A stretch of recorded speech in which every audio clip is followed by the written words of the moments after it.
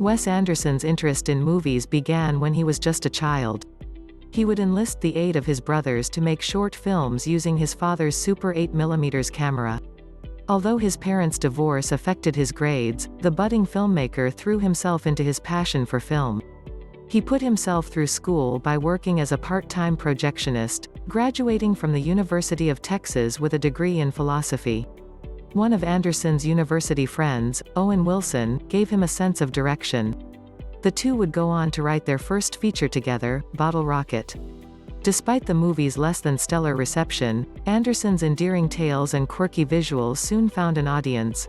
The Texas-born director has since gone from strength to strength, producing a series of films that have achieved both commercial and critical success.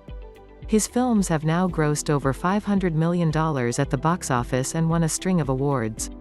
Now, with the imminent arrival of his 10th feature movie, The French Dispatch, we take a look at just a few behind-the-scenes facts about Wes Anderson movies. If you are a longtime Listverse reader, you'll love Anderson's movies for their quirkiness. You can even join Listverse founder Jamie Frater, whose top 10 lists can be read here, following the awesomely offbeat Accidentally Wes Anderson Instagram account, which highlights real-world places that look like they've fallen out of a Wes Anderson picture. 10 Isle of Dogs needed 22,000 Freckles. Isle of Dogs was a grueling 2-year shoot. Hundreds of crew members were enlisted to make the stop-motion epic a reality, including 60 dedicated puppet makers. Every single object was handcrafted in exquisite detail, right down to the china pattern on dinner plates. Each puppet was molded around a metal skeleton, allowing animators to make subtle frame-by-frame movements. Character expressions were highly customizable, too. Faces had modular slots which allowed the animators to quickly switch out the mouths. This way, the team could simulate various speech patterns by simply replacing the entire mouth, rather than having to continually remold parts of the face. The main characters also needed replacement heads, heaping extra work on the production team. Take the foreign exchange student Tracy Walker. The youngster's freckles, all 297 of them, were painted onto each version of her face, one by one, to guarantee continuity between shots. Angela Keeley, head of the film's painting department, applied around 22,000 freckles during her time on the project, using nothing but a tiny paintbrush. Millions of hairs were then individually punched into the puppets, both canine and human.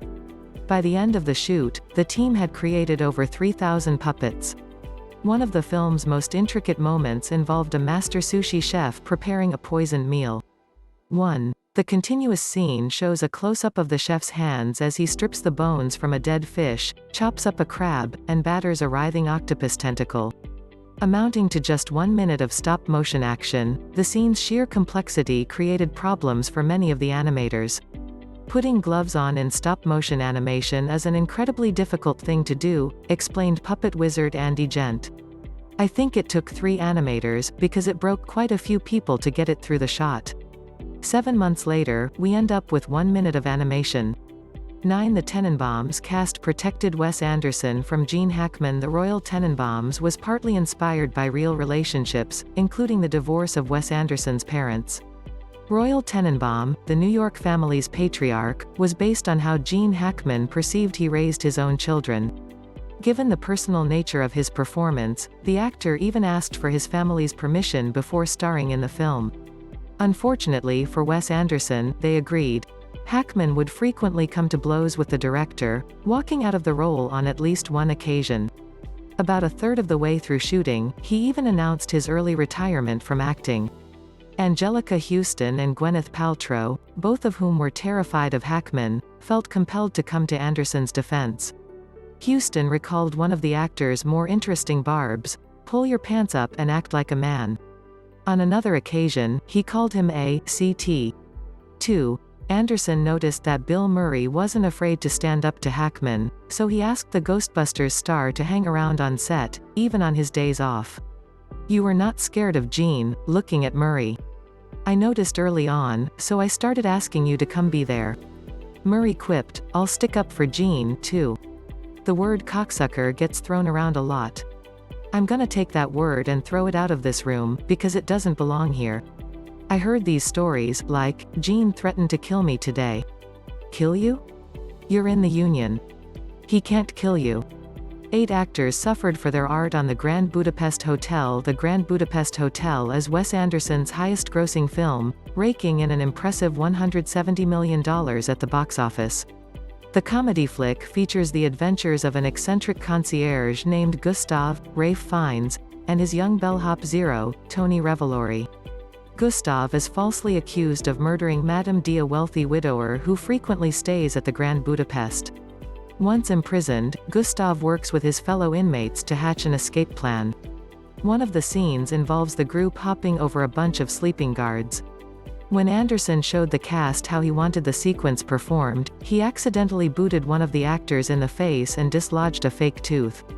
Since the unsuspecting actor was on his back at the time, he ended up swallowing the tooth. The escapees eventually find themselves standing in the courtyard of a dimly lit supply depot, whereupon they meet up with Zero. As a final departing gesture, a thuggish prisoner named Ludwig, Harvey Keitel, slaps Zero in the face. "Good luck, kid," he says. Anderson, Keitel, and Fiennes had already planned the scene out, unbeknownst to the actor who played Zero. On the first take, Revolori was entirely unaware that Keitel had been told to slap him. Wes kept on saying, "Let's do one more shot. Just for the pleasure of it," Revolori explained. And every time Harvey would do 10 push-ups to pump himself up. "I was ready to die." The scene needed 42 takes. 7 Fantastic Mr. Fox created behind-the-scenes friction production on Fantastic Mr. Fox began in 2004, representing Wes Anderson's first major foray into the world of stop-motion animation. The crew set to work building around 120 sets, 535 puppets, and thousands of unique objects. An average day's work would typically yield just 30 seconds of usable footage. Many of the effects perfected on the film were later used for the production of Isle of Dogs, from the plumes of smoke formed from wisps of cotton wool to the swirling pools of water made from bits of plastic wrap. Anderson tried to create an experience that was as authentic as it was spectacular. Along with screenwriter friend Noah Baumbach, the acclaimed director stayed at the Roald Dahl estate, Gypsy House, where he worked on fine-tuning the storyline. There, he spent much of his time meticulously photographing Dahl's possessions, many of which were recreated by the animation team for the film. Mr. Fox's office, for example, was heavily inspired by Dahl's own writing hut, right down to the yellow mug he stored his pens in. Inspiration for Mr. Fox's home, an enormous beech tree, was taken from the front cover of the book, as illustrated by Donald Chaffin. The late author's wife, Felicity Dahl, told Anderson that the real tree was just a short walk from Gypsy House. Given that much of the film's scenes were staged using a team of skilled animators, Anderson felt confident in adopting a more hands-off approach to the project.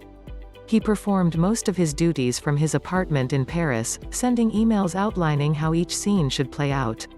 This meant the production team had to live-stream each of the sets to Anderson's apartment, just so they could receive his directorial input. In 2009, the film's photography lead appeared to criticize Anderson's Wizard of Oz approach to filmmaking. "I think he's a little sociopathic. I think he's a little OCD. Contact with people disturbs him. This way, he can spend an entire day locked inside an empty room with a computer." The comment created a rift between the two, with Anderson claiming the crew member had crossed a line. 6 Bill Murray didn't want a salary for Rushmore. Bill Murray is a staple of Wes Anderson's films, appearing in all but one of the Gifted Filmmakers movies.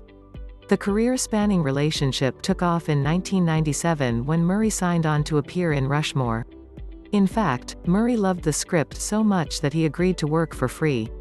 Based on the Screen Actors Guild rules, however, the comedy actor was forced to accept a $9,000 salary.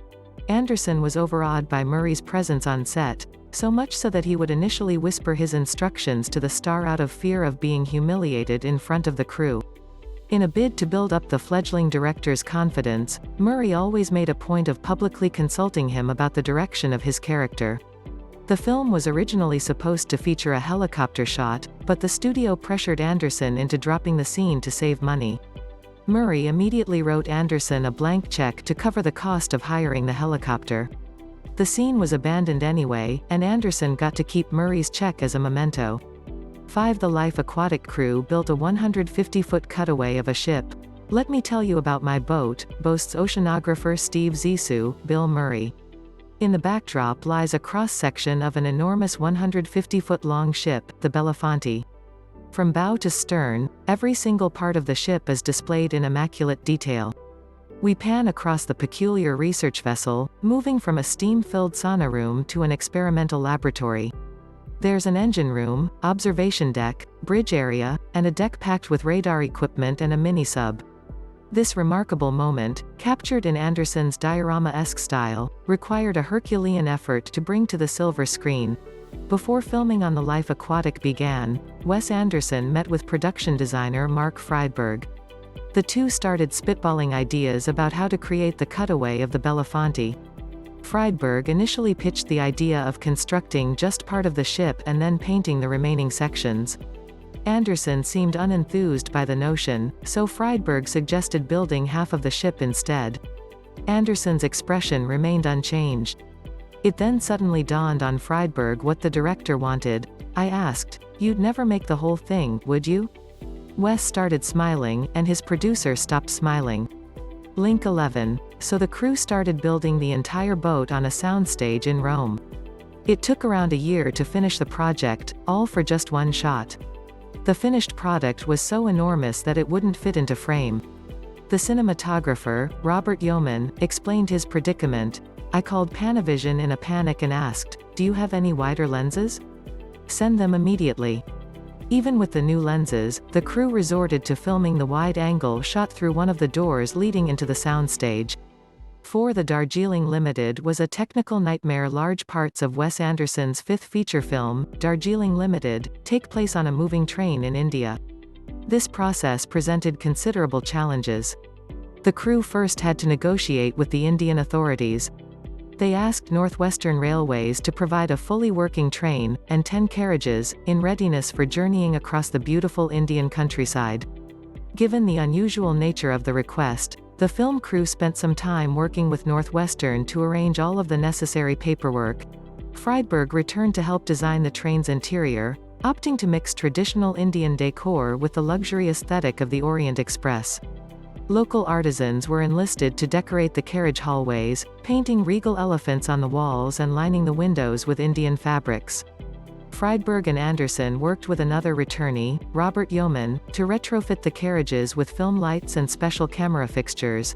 One major obstacle emerged while filming on a moving set, however. Anderson and co. were filming on railway tracks that were being used by other trains, meaning the movie's scheduling had to work around the to-ings and fro-ings of local commuter trains. Delays in train departures would often stop the team from filming on real track. But the crew was prepared for this eventuality. Wes wanted to move fast, and even if we got stuck waiting for a train to pass, we would get out a long piece of lumber and start rocking the train to keep the work going, explained the film's producer, Lydia Dean Pilcher. The idea was that, no matter what the logistics, we would never stop shooting, ever. 3 Bottle Rocket prompted Walkout's Bottle Rocket was Wes Anderson's very first feature film. The picture follows the escapades of 2 buddies, Dignan and Anthony, as they try to pull off a series of low-level heists, something the 2 enterprising criminals dubbed the 75-year plan. The story was originally told as a short in 1991, receiving critical acclaim at the Sundance Film Festival a few years later. Wes Anderson penned the script with one of his former university roommates, Owen Wilson.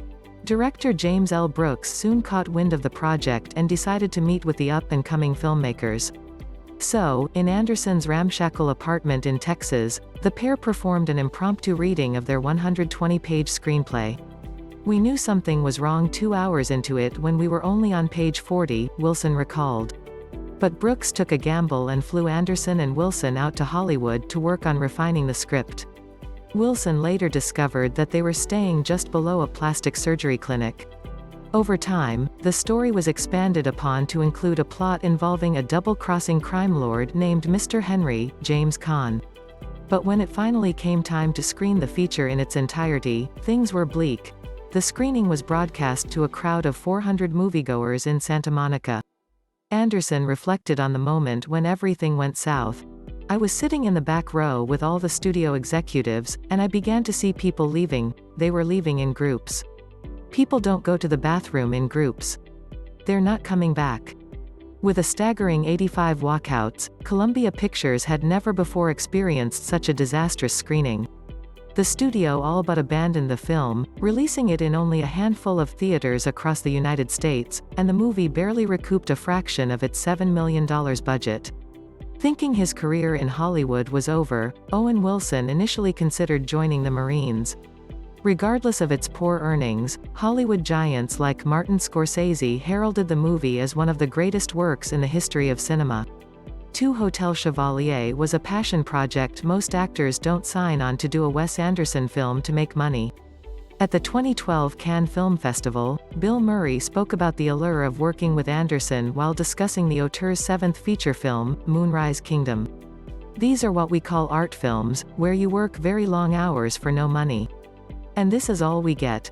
This trip to Cannes. Fortunately, we've saved on other jobs we've worked on, so we can work with Wes over and over again.